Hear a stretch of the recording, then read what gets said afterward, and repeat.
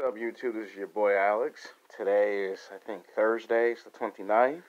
So you probably won't get another video until like either Sunday or Monday, because it's pretty much time for a haircut. They're supposed to be opening up the hair salons and the barber shops. That's a good thing. So I can look much better on camera, because I'm not going to lie to you, I do look like shit. You know, I'm not going to sit here and act like most YouTubers. When your hair is fucked up, your hair is fucked up, okay? That's just how life goes. Now, the next time I do YouTube videos, when I get to episodes 3 and 4, my hair will be all looking nice and fixed up the way it's supposed to be. So, yeah, because, you know, some people look at your videos and sometimes they be looking like, you know, your hair is fucked up, right? You know, you should be brushing it or getting it cut, right? But people understand the nature of the situation. Next week, the barber shops and the hair salons open up, so that's a good thing. But that's not why you're watching my YouTube video. You want me to bring some more of that badass YouTube content. And I'm giving you some content that you're going to really love. You're going to love this video more than you like the other one. Trust me, you're going to love the title of the video, and you're going to love what I got to do in this video. Today's YouTube video is called Sex Game, the top 15 black greatest action stars of all times of the 1980s throughout now. Let me repeat, the title of the video is called Sex Game. Yes, I have a script. It's called Sex Game, Top 15 Black Greatest Action Stars of All Times, from the 80s to now. We're talking about some of the best African-American action stars in movies. Now, keep in mind, when we get to the fourth, I might extend it to 5 videos, because I have another category for television. And I will get to the television side, but this is for film. And some of your favorites are on this list. Some of y'all might like the names on this list. Some of y'all might have an issue with the names on this list. And ladies, black women, I ain't forgot y'all. White women, sexy mamacita Latinas, I have not forgot about y'all. When I'm done helping out the brothers, the fellas, I will get to the sisters, the mamacitas, and the white girls. In the next video, we're going to talk about the greatest action female movie stars that do action-packed movies. This is for black men, okay? So if you're a black woman, you can watch this video. And then I have to turn around and do one for the Latino men. Because, you know, the Latino men, they're going to walk up on me in the street and say, hey, man, you did one for the black men. What about the Latinos? Relax. I got one for the Latino men, Latino women. I'm going to have one with the black women and the white women. So relax. I got to do the black men, because you know how black men be like, man, there's some brothers in those movies too now, so I got to get to the brothers, okay? One badass video at a time. You give me 2 or 3 days of rest, I give you the best damn content the world money can buy. All right, coming in at number 15, Michael J. White. Now, Michael J. White is a well-accomplished man. The guy went from doing small roles in movies and television shows as a backstage extra to a breakout superstar overnight. Usually it takes you 10 years in your career to do this, but he did a movie called Tyson. Like, when Mike Tyson was big in professional boxing, nobody wanted to play Mike Tyson. And Michael J. White said, I'll do it. This guy was in the Ninja Turtle movies. A lot of people don't realize Michael J. White was in Ninja Turtles 2 as one of the foot ninjas. It went unnoticed, but he was in Ninja Turtles 2. And he did these movies called Toxic 2, Toxic Avengers 3. Those were some low-budget movies. But it was a movie called Tyson that launched his acting career and took it to places where it had never gone before. He popped up on television shows. He would pop up on Martin's television show, Martin's show, Jamie Foxx show. He would pop up on all the shows in the 1990s. Sister, he would pop up on those shows. And then he got the movie that really got him to where he is. He did a movie called Spawn. Yeah, the special effects was terrible. It wasn't exactly what you were looking for, but at that time, the comic book industry was dying. Nobody was looking at superhero movies. If you were a fan of superhero movies, you got laughed and made fun of. And at that time, they went to 2 black men to help them out with this situation. They told Michael J. White, let's do Spawn. They called Wesley, and Wesley had his pick, Spawn or Blade. Wesley went with Blade, Michael J. White went with Spawn, and both those movies came out a year apart from each other. Spawn was filmed in 96, released in 1997. Blade was done in 97, released in 98. And Michael J. White was actually the first black guy to actually do a superhero movie and say it's okay if I'm a black guy and I'm doing a superhero movie. So you got to show people like Wesley Snipes and Michael J. White a lot of respect, a lot of credit. Because Michael J. White did martial arts. He's an 8th degree black belt in 10 styles of martial arts. Okay, this guy is an All-American. He played basketball, football, baseball in high school and college. He took acting classes. He did martial arts. He did the movies as an extra. And then he does a movie called Tyson. And then you fast forward later, he pops up. He pops up in The Dark Knight. He gets into television. He pops up in a show called Arrow as Bronze Tiger. And he doesn't just pop up on that show. He pops up on that show like 4 times. Like 4 out of the 8 seasons he shows up on that television show. So he was on Arrow.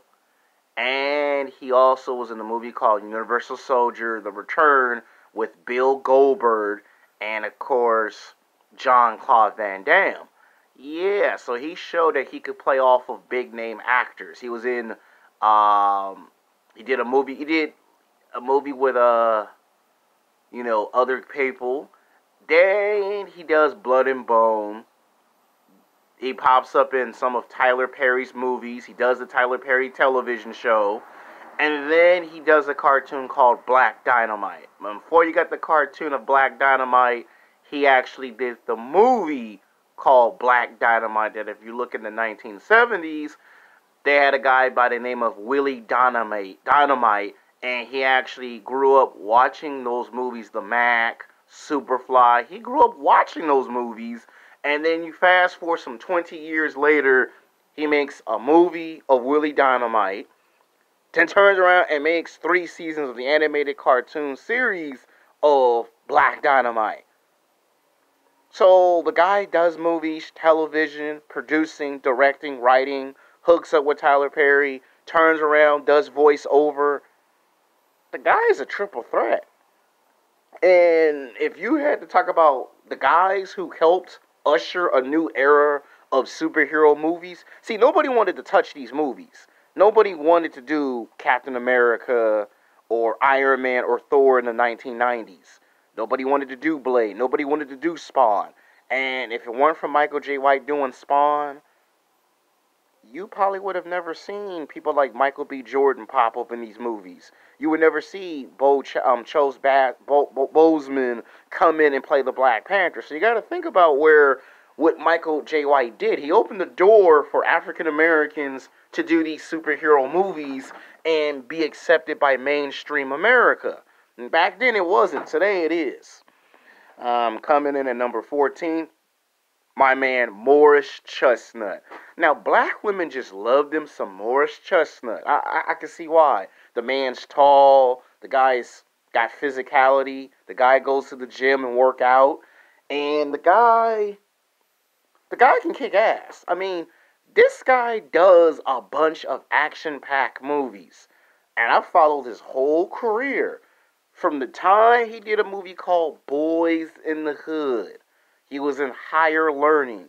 2 movies directed by John Singleton, God rest his soul, rest in peace.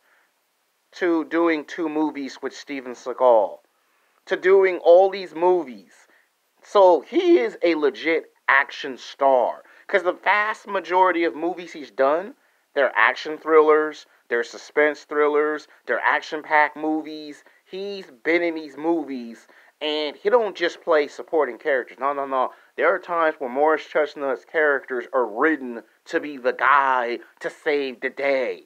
Like, he is who you would expect to pop up and do a movie. Like, when he did that movie with Halle Berry and Dave Atunga.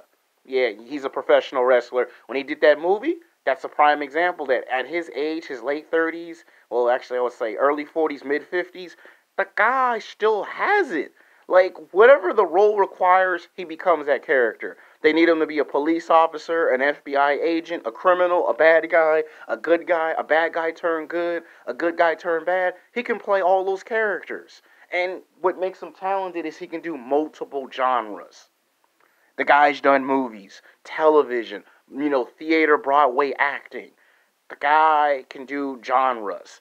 And he's a sex symbol because black women just love them some Morris Chestnut. And anytime this guy has a movie trailer, if you look at the 90s, the 2000s, women will scream your head off. They'll damage your damn ears. When he popped up and did the trailer for Two Can Play That Game, women was just going, oh my God, it's my baby daddy Morris Chestnut. Women love Morris Chestnut, and brothers be like, I can't stand this guy. I go to work, I hear Morris Chestnut. I go to the gym, I hear Morris Chestnut. I like Morris Chestnut because the guy is great on camera. Any character you want him to play. Like The Best Man and The Best Man Holiday, they're not action-packed movies, but you can tell when they wrote the script, they made sure some action and excitement came when he plays those characters. And to see him come in, and it's been 2.5 decades, and had he been 10 years younger, I think nobody would have a problem with him being Black Panther. I mean, that's the one thing I think he's been robbed of, is the opportunity to show us, could he play a badass superhero character? I mean, if he couldn't be Black Panther, he could have been Luke Cage. That went to someone else. I mean, why is it kept closed? That's who it went to, and I'm just basically trying to explain to you, that's how it went for this man. So, yeah, Morris Chestnut's the man. Two Can Play That Game. He been in both the movies. He was in the sequel. I mean, the guy is a sex symbol. Black women love him. Like, if you was going to be a black man to get all the women's attention, that's who I would probably be, as Morris Chestnut. I mean, the guy's tall, 6'2", 6'3", 230 pounds. He makes having the bald head look good, and women just seem to like his style of acting. No matter where he goes, he gets the most respect, the most attention, and if it's an action-packed movie, whether it's high budget, medium budget, you can rest assured he's going to be in there kicking ass and taking names. He is a legit action star.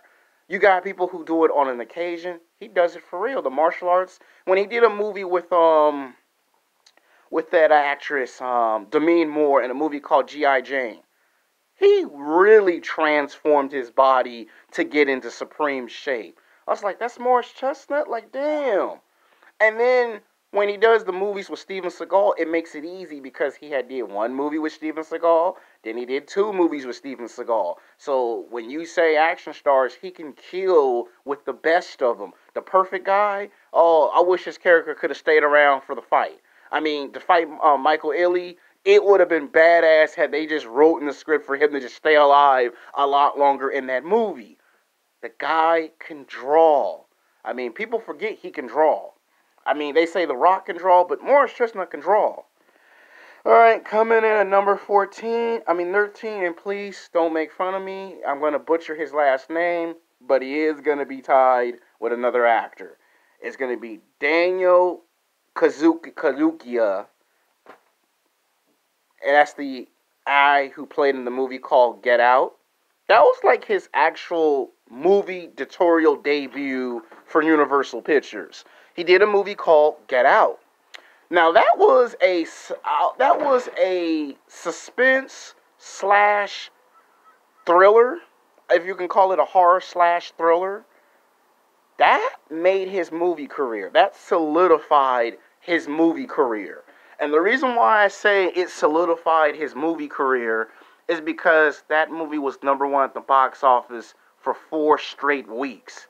Rotten Tomatoes said Get Out was 100%, and he was one of the main reasons why that movie was so good and so successful. I mean, the idea that you got to be strapped to a chair, someone's going to take your memory, become you, and you got to fight for your survival, and then the fact that they put so much action in it, and the way they written this character to have some acknowledgement of martial arts was badass. And the fact that it was the main character and you knew he was going to have to fight out of that, it was like you were expecting an intense physical fighting scene, and it takes almost the whole movie for it to come. And as good as that movie was, I'm sure that if you want it, you could actually make that into a sequel. You probably can get 2 or 3 movies. So you probably could make that into a franchise. People say that should have been his franchise. And eventually became a part of a franchise. He comes back again and we see him in the Black Panther. This time he's put on muscle. You're like, oh shit, is that the dude from Get Out? Or is that another dude? Like, and when you check out his bio, it's like, oh fuck, it's the same person. It's like, oh shit. And he also popped up in Avengers Infinity War and Avengers Endgame. So his career is just going to get better and better and better as time goes on. He's also tied with a guy by the name of Michael Coiter. Now, Michael Coiter was a guy who really struggled in the very beginning of his acting career.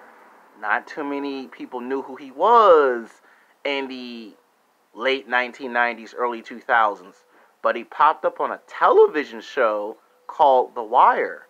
You know, he was on there. Dominic West was on there. He was the crooked police / crooked DA that would frame all of them. Before you had a TV show called Power, you had The fucking Wire. I mean, when 50 Cent did that rap song, I get money, money. Before the lyrics, before you got words to the damn lyrics of the song, it was just the beat. Michael Coiter was on there, L.Jacson, Michael B. Jordan was on there. All these cats was on that show, and each one that was on that show, you know, Wayne Brady, he was a singer. He was on that damn show too. All of them were like Power before Power even came.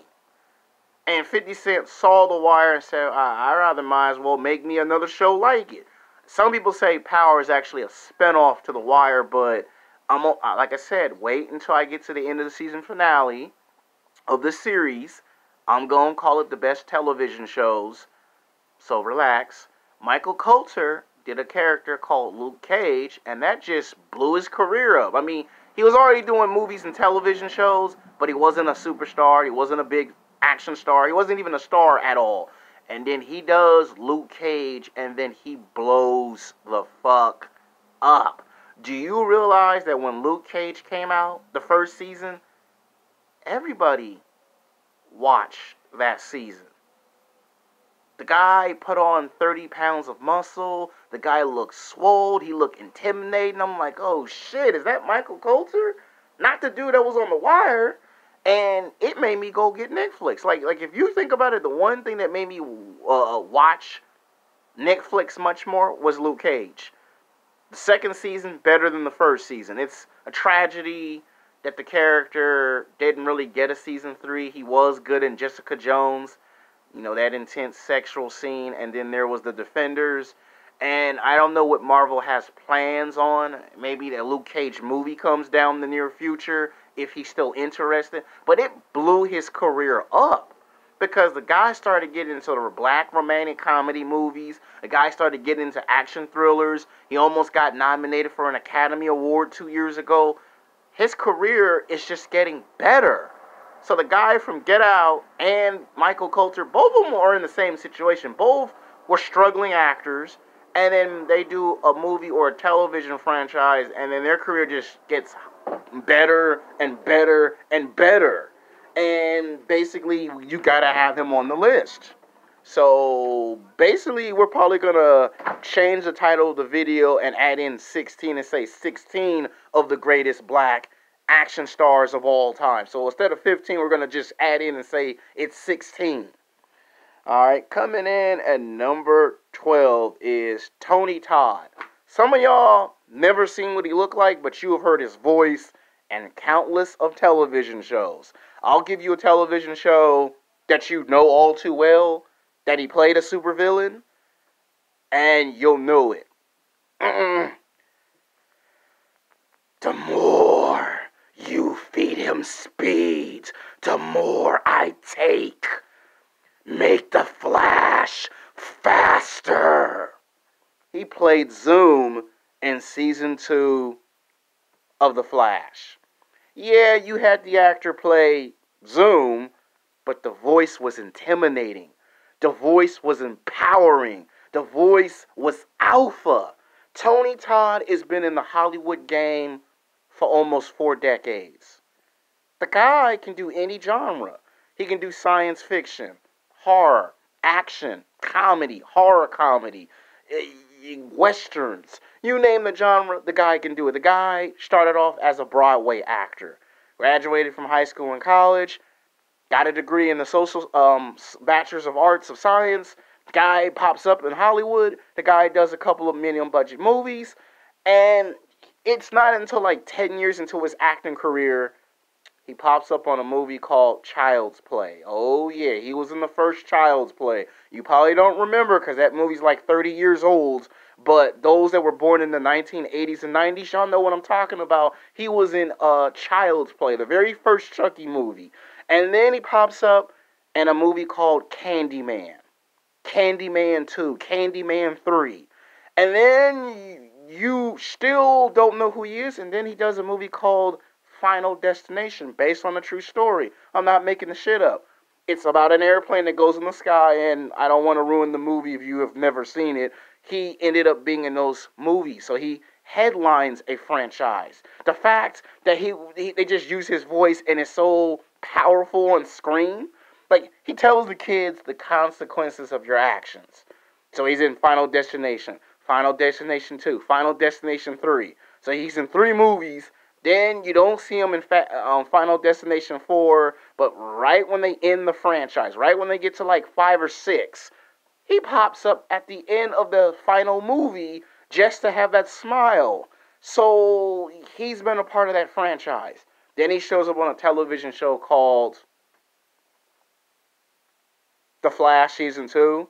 And when they brought him back for Season 5, I was so happy. The fact that he had that, and I like the way he made Zoom come to life. Like, he made the character more intimidating, more badass. The way he was going to come at the Flash. Who ruled this world? Zoom! It's like, oh shit, he's a badass villain. The guy can do it, and he's coming back in another Candyman. They made a 4th movie of Candyman. Yeah, it'll probably come out next summer, but there's Candyman 4. And Tony Todd's been around for almost 4 decades. And it would be a shame, a tragedy, not to have him on this list. Think about it. Tony Todd is kind of like a second coming of Darth Vader. Because James Earl Ray Jones was the voice of Darth Vader. Tony Todd got motivation and inspiration to become the voice of Zoom. If you watch the television show of Zoom. That's why Zoom is such an intimidating supervillain. Because the voice is powerful. It's dominant. It makes you afraid to even want to fight someone like that. Just imagine if somebody had powers like Zoom and they had that type of voice. Yeah, so that's why he's on this list. He has a body of resume, and the guy ain't slowed down a bit. The guy has been in a bunch of movies. He's been in westerns, horror movies, television shows. The guy's even narrated documentaries, which is shocking. Alright, coming in at number 11 is Tyrese Gibson. Tyrese Gibson is a guy I call him the Renaissance man, because he does a little bit of everything. He did modeling first. For about 6 years, he was a model for Kevin Kline, okay? Tommy Hilfiger, he was a model. And then he decided to do singing. And you seen him in that song with Usher, My Way. And then he got his own album. Now it's almost 20 years later. He's done like 7 to 8 albums. He leaves modeling. He goes and does hip-hop, R&B, rap. And then John Singleton says, I need you to do this character called Jody from Baby Boy. And the story to that is he turned the movie down 3 times. Because he didn't think he was he didn't think he was going to be a good actor. And it took a lot of convincing. You know, they had to call Will Smith and sit him down and say, look, man, you got a bigger opportunity than what you got. And Tyrese did it, and Baby Boy became one of the biggest movies of his career. It opened the door to show his acting range. Then he does Wall Deep. Then he gets part of a franchise, Transformers. Got to be in the Transformers movies. That elevated his career. And then it took him to a place that he thought he would never get to. Fast and Furious. So you get to be a part of 2 different franchises. And now with him being in the movie of Morbius, this is a chance for him to get into the driver's seat and play off of Jay Leno, the actor who was once the Joker for Suicide Squad and Morbius. This is a chance for him to show his full acting range. See, movies like Transformers, Fast and Furious, he usually cracks these these wisecracks jokes. He's sometimes the jackass, he's sometimes the badass, but this is a chance for Tyrese to really display his craft and say, I can be a big draw. And this movie, Morbius, is going to show, can he be in a big budget movie by himself and actually draw without anyone being there? Because when you saw him in the second Fast and Furious, he was drawing, but he wasn't the main character. In Transformers, he was able to draw in those movies, but he was not the main character in those Transformer films.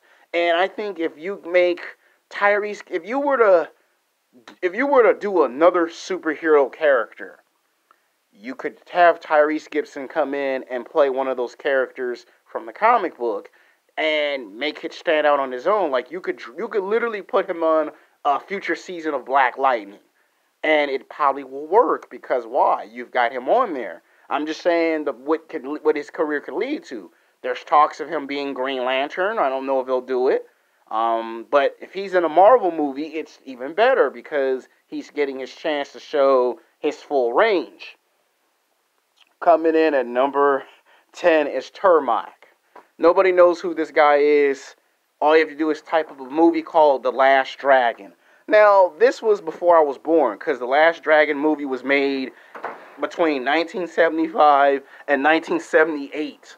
And it wasn't until 1988 that I saw a movie called The Last Dragon. And Taumak embodied the movie. I mean, they took the idea of Bruce Lee and created Bruce Leewoyd, and, the fact that you can have the magic power called the glow, and you glow. That was a badass movie. And he's a legend because he's an 8th degree black belt in martial arts, and that's how he got to where he is. So basically, that's how Taumak got to where he is. Number 9 is Carlos Weather. You should know who Carlos Weather is.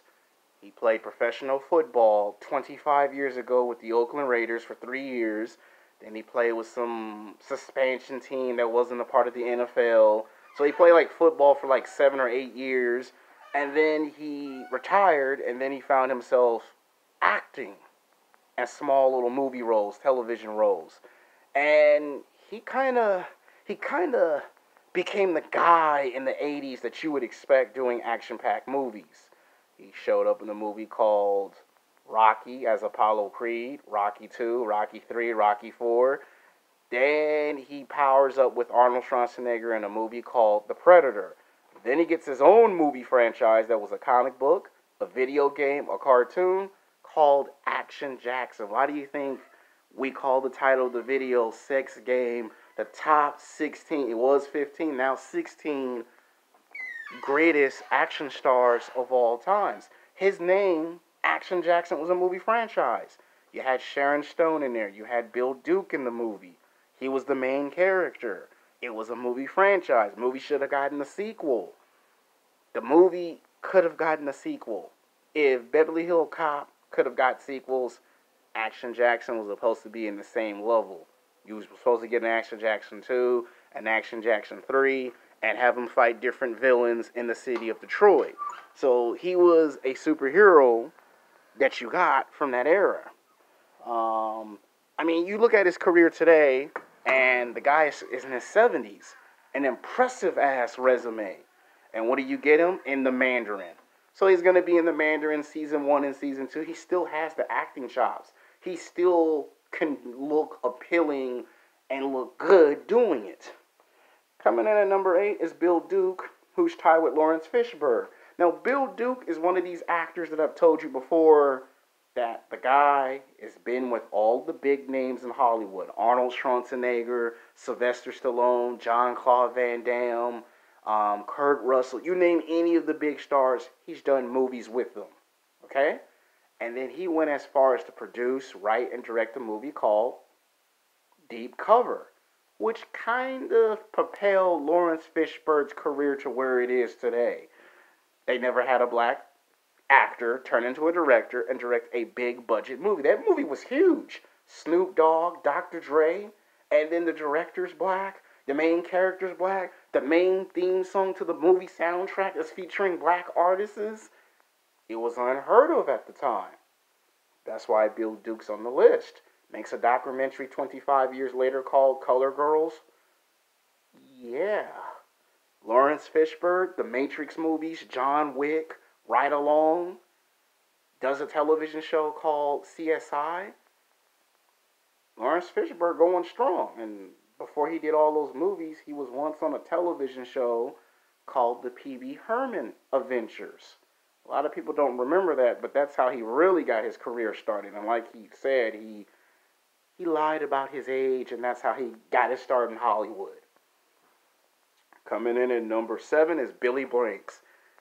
It's actually embarrassing that nobody knows who Billy Blanks was. Before we got Michael B. Jordan, Wesley Snipes, Michael J. White, before we got Dwayne "The Rock" Johnson, once upon a time there was a guy named Billy Blanks. He was the only guy in the late 70s, early 80s doing martial arts. And he also did some movies and television shows. And if Chuck Norris created his own martial arts fighting style, Billy Blanks created his own fighting style. Call it Taibo. And my mother, when she was alive, back when my mom was like 28, 29, my mom met my man Billy Blanks. And Billy Blanks' career, I would say in the 80s, he was really good. In the 90s, he started to retire from acting. He wasn't getting too many roles. He didn't like the politics that was taking place, which is understandable. So that's why he's at number 7. Coming in at number 6 is Wesley Snipes, tied with Doncheadle. Now, Wesley Snipes did movies like Drop Zone, Passenger 57, Demolition Man, but it was Blade that propelled him to greater heights. Like I said in the beginning of the video, Michael J. White, well, Wesley Snipes deserves a lot of respect and credit. If it weren't for the movies Spawn and Blade, you would have not got Iron Man. You would have never got Captain America, Thor, The Avengers, and all these new movies that we got today in the Marvel Cinematic Universe.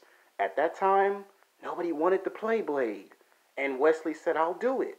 And it's made his career. And when people think of Blade, they think of Wesley Snipes. Doncheadle's on this list because he played War Machine. And when you think of Doncheadle, you think of War Machine. Think about it. If Wesley Snipes didn't, have the, issues that he had, he probably could have played both Marvel characters, to tell you the truth. Coming in at number 5 is my man Will Smith. Will Smith is a draw, okay? Bad Boys 2, Bad Boys 3, gonna have a Bad Boys 4, Wild Wild West, Men in Black, I, Robot, I'm Legend. Those are some badass Will Smith movies. And to come in at his age,